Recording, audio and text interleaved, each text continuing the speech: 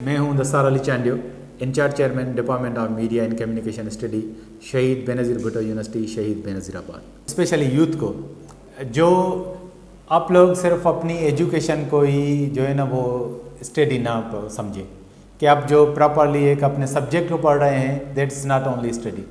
दुनिया में जितने भी लिटरेरी वर्क हैं, जितनी भी हिस्टोरियन बुक्स हैं, आपके रिलीजियस बुक्स हैं, आप अपनी एक हैबिट डालें कि आप कितने घंटे दिन में देते हैं। हमारे यहाँ स्पेशली यूथ क्या करती है कि मोबाइल अपने साथ रखती है, लेकिन मोबाइल में सोशल मीडिया एप्लीकेशन रखते हैं। उसके साथ साथ आपकी ये हैबिट होनी चाहिए कि आपके जो बिस्तरा है, आपका जो रूम है, उसमें बुक्स पढ़े होने चाहिए। आप कोई ना कोई बुक मंथ में, 2 मंथ में, 3 मंथ में कंप्लीट करें, ताकि आपको पता चले। इससे क्या होगा, आपकी रीडरशिप स्किल्स बढ़ेगी, सबसे पहली बात। दूसरी बात ये कि बच्चे जो यूथ जो आजकल ज़्यादातर वेस्ट ऑफ टाइम करती हैं, वो ज़्यादातर शो ऑफ में अपना जो है ना वो टाइम ज़ाया करती हैं।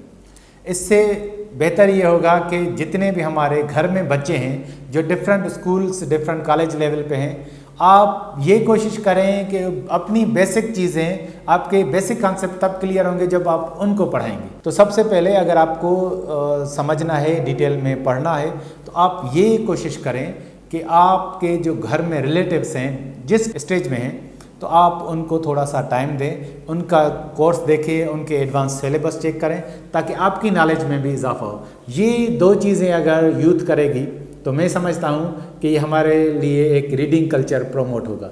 बाकी तो हमारे यहाँ जनरली लाइब्रेरी का रोल इतना नहीं है। एक सोशल मीडिया पे मैंने बहुत ही अच्छा कोटेशन पढ़ा था कि हमारे जो बॉडी स्ट्रक्चर है, स्पेशली जो पेट है हमारा, वो इसलिए बढ़ता जा रहा है कि हम होटल पे ज़्यादा टाइम स्पेंड कर रहे हैं।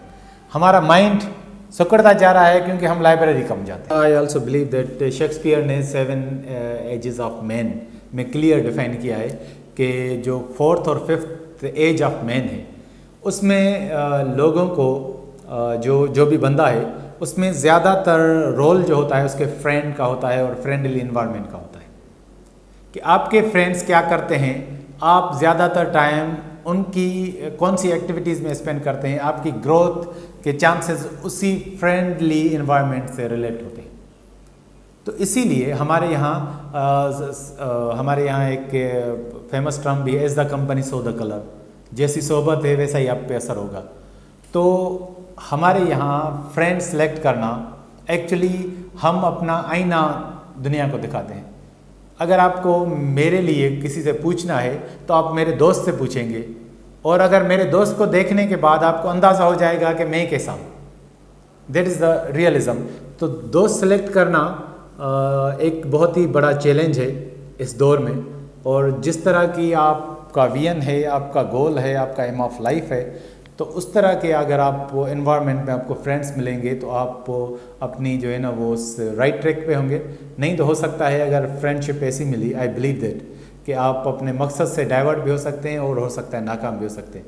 और मैं दुआ करूँगा उन यंगस्टर्स के लिए कि अपने फ्यूचर के लिए फोकस रखें और दोस्त सेलेक्ट करने में मोहतात रहें, क्योंकि ये अपॉर्चुनिटी खुदा ने हमें वालिदैन हमसे पूछ के नहीं दिए। उसने जहाँ बेहतर समझा वहाँ पे पैदा किया।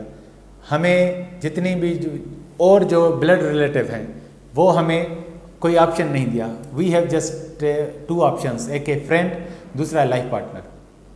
तो फ्रेंड का जो हमारे पास चॉइस है वो हमारी लाइफ को अचीव करने के लिए जो है ना वो तय करती है कि हम राइट ट्रैक पे हैं या रॉन्ग ट्रैक पे। मैं तो ये समझता हूँ कि दुनिया में अगर आप पॉजिटिव पर्सपेक्टिव से देखेंगे चीज़ों को तो आप ग्रो करेंगे।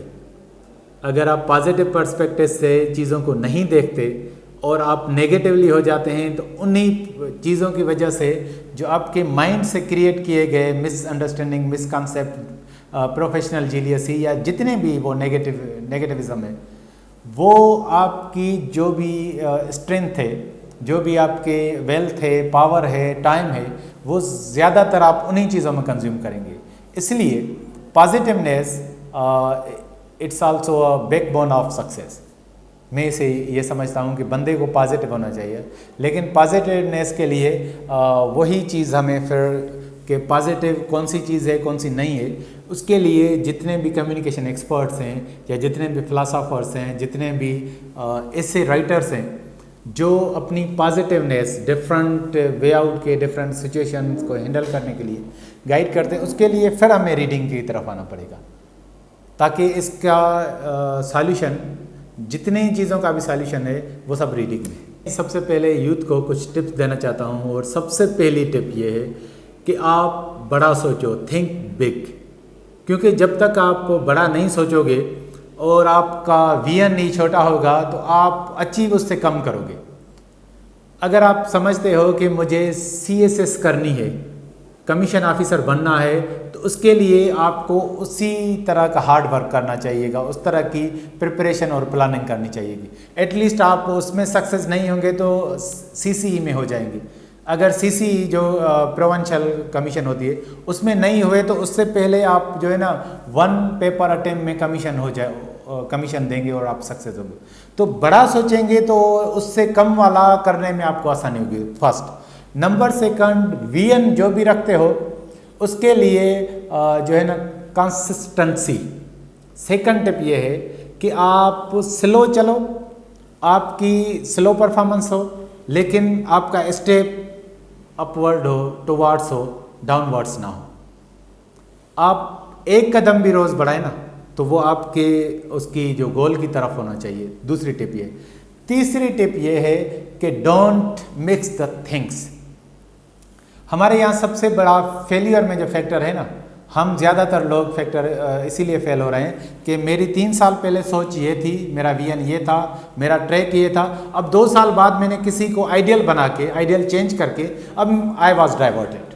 तो ये डाइवर्जन जो बार बार हमारी लाइफ में लेके आते हैं ना, ये हमें नाकाम करने में सबसे बड़ा रोल प्ले करता है। अगर आप सक्सेस होना चाहते हैं, stay on one track, be slow but consistency आपको सक्सेस करेगी। अगर आप डाइवर्ट होंगे, आप समझते हैं कि आज मुझे एक दोस्त मिला जिसने CSS किया, अभी मुझ में CSS का क्रेज़ आ गया। अब दूसरे दिन 2 साल बाद एक दोस्त मिला जिसने अपना मीडिया में नाम कमाया है, अब मुझ में क्रेज़ आ गया कि अब मैं मीडिया में जाना चाहूँ। तीसरा एक प्रोफेसर बन गया है, चौथा एक अच्छा रिसर्चर है। तो दुनिया में जितनी भी फील्ड्स हैं, अगर मैं उनमें इंटरेस्ट लेके अपना विजन और ये डाइवर्ट कर दूंगा तो मैं समझता हूँ कि आप सक्सेस नहीं हो जाएंगे और उसमें उलझ जाएंगे। तो you must be stay on track. तो ये 3 टिप्स जो है अगर यूथ अप्लाई करेंगी, I believe that they will be success.